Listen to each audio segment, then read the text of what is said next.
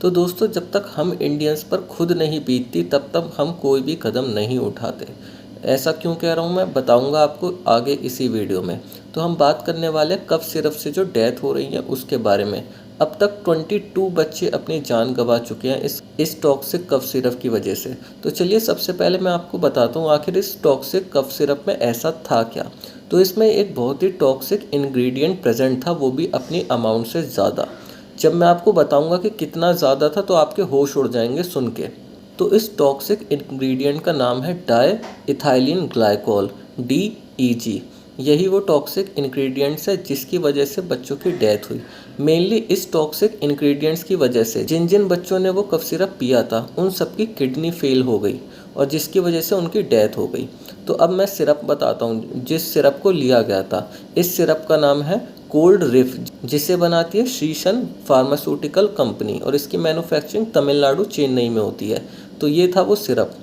अब सरकार ने स्ट्रिक्ट एक्शन उठाने शुरू करे गए हैं। सारी कंपनीज की जांच करी जा रही है, सबके सिरप चेक करे जा रहे हैं और काफ़ी सारे कफ सिरप पर बैन भी लगा दिया है। अभी तक जो 3 कफ सिरप पे बैन लगा है मैं उनके नाम बताता हूँ। तो सबसे पहला तो यही है मेन कोल्ड रिफ।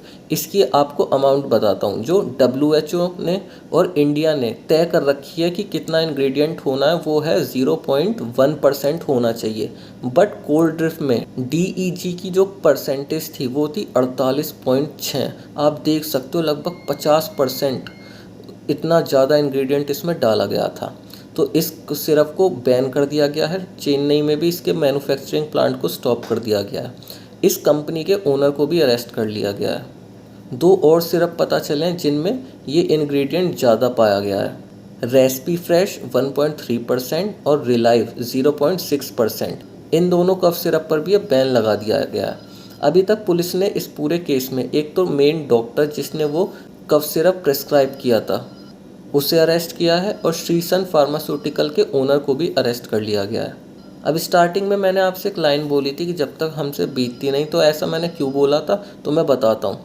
ये पहला मामला नहीं है कि इंडिया के कफ सिरप पीने से किसी की जान गई हो।